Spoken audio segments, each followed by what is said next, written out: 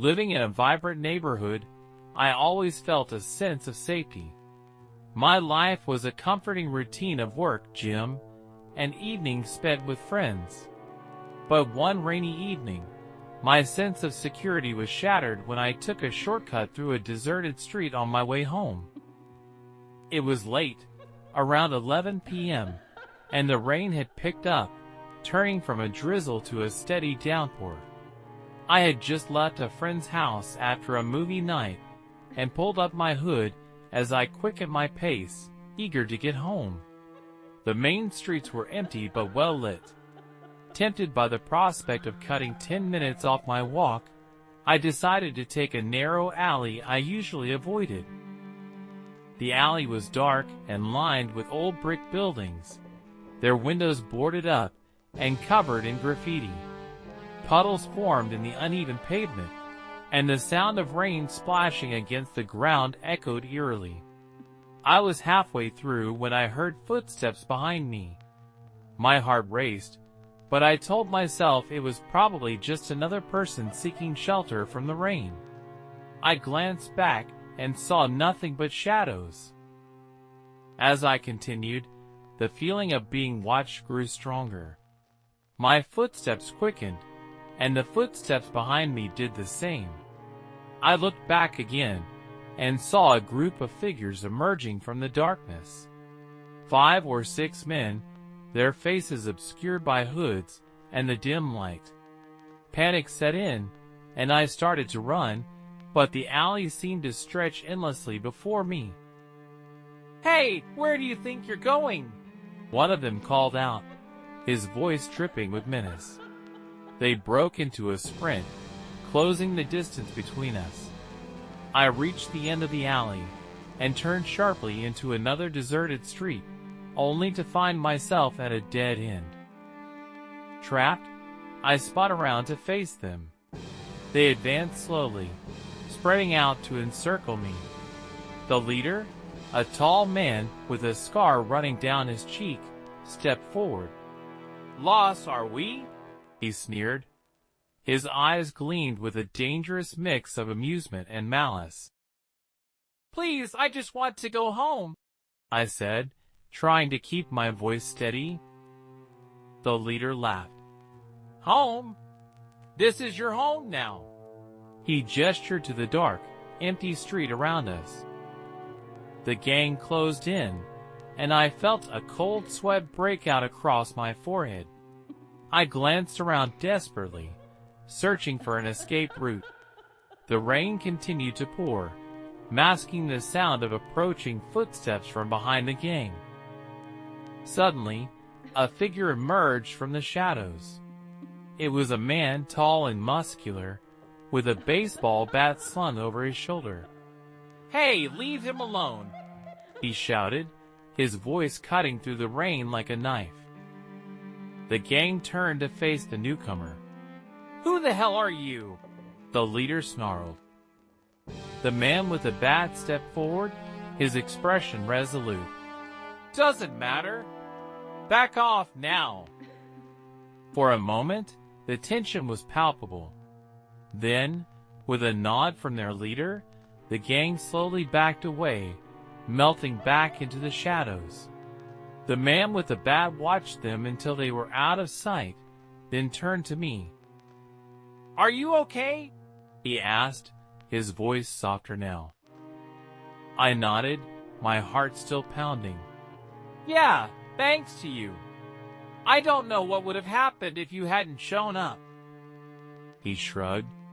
"Just happened to be in the right place at the right time. You shouldn't be walking alone at night in these parts."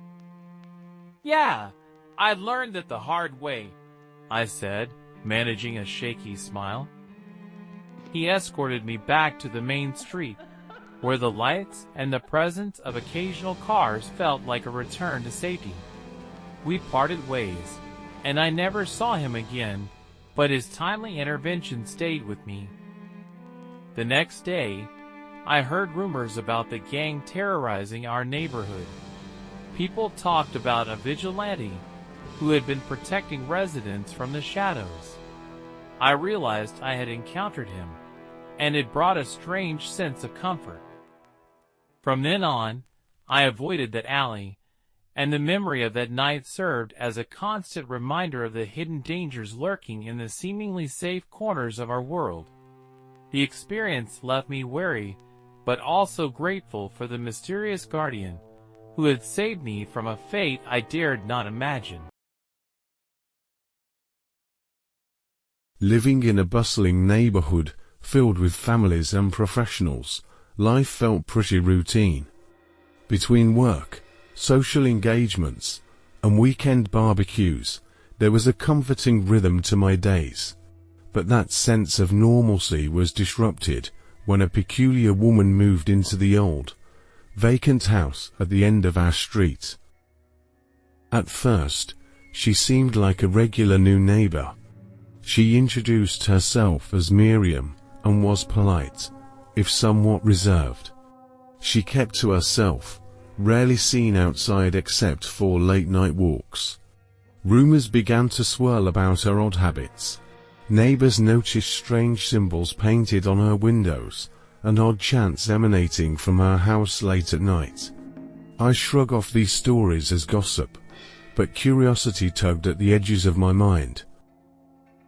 One evening, as I was walking home from the grocery store, I saw Miriam standing in her front yard. She waved and smiled at me. "Hello, there. Would you like to join me for a small gathering at my house tomorrow night?"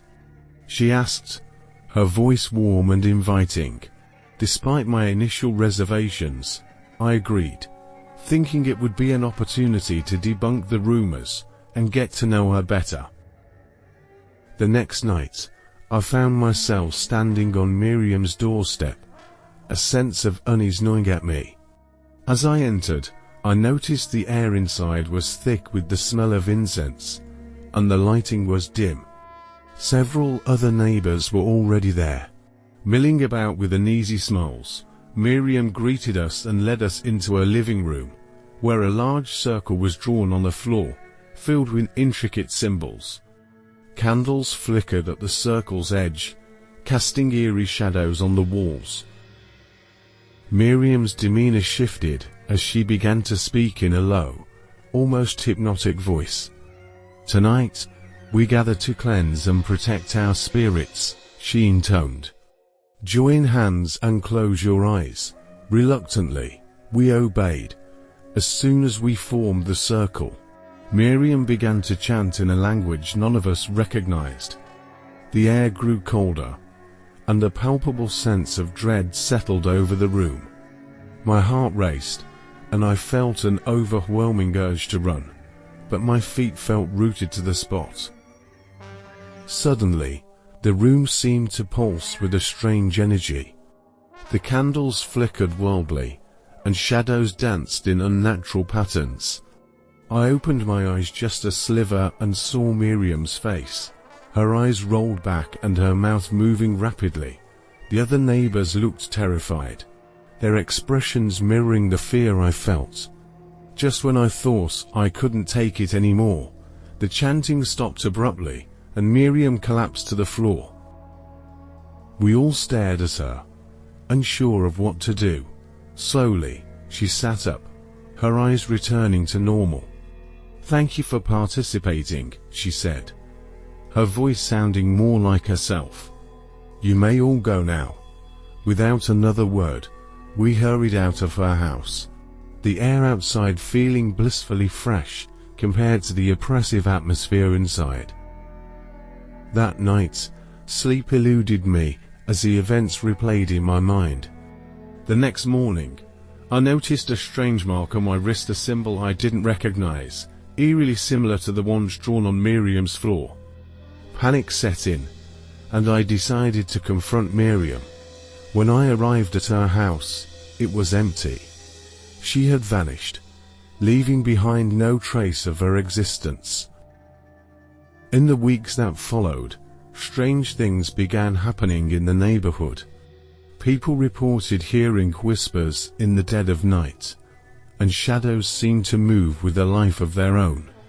The mark on my wrist never faded, serving as a constant reminder of that night. Life returned to a semblance of normalcy, but the neighborhood was never quite the same. The house at the end of the street remained vacant, a silent testament to the bizarre and terrifying encounter we had with Miriam. The rumors persisted, and no one dared to move in. The experience left a lingering fear, an unsettling feeling that something dark had been awakened, and that it was only a matter of time before it resurfaced. Living in a quiet suburban neighborhood, I found comfort in the predictability of my daily routine. My mornings were spent at the office, afternoons at the gym, and evenings unwinding with a good book or my favorite shows. Everything changed when I started having dreams about a mysterious woman. The first time I saw her, it felt like any other dream. I was walking through my neighborhood under the dim light of the moon. The streets were empty, and the silence was profound. As I approached the park at the end of the street, I noticed her standing under a flickering street lamp. She wore a long, white dress that fluttered despite the still air. Her face was shrouded in darkness, but I felt her gaze piercing through me. I woke up in a cold sweat, my heart pounding. I tried to brush it off, blaming it on late-night horror movies. But the dreams persisted. Every night, I found myself walking the same path, and every night, she was there. Each time, she stood a little closer, her presence more menacing. I couldn't shake the feeling that she was trying to communicate something to me. One night, as I approached her, I mustered the courage to speak. "Who are you?" I asked, my voice trembling. She didn't respond but took a step forward, her face still hidden in shadow. I woke up gasping for air, my body drenched in sweat.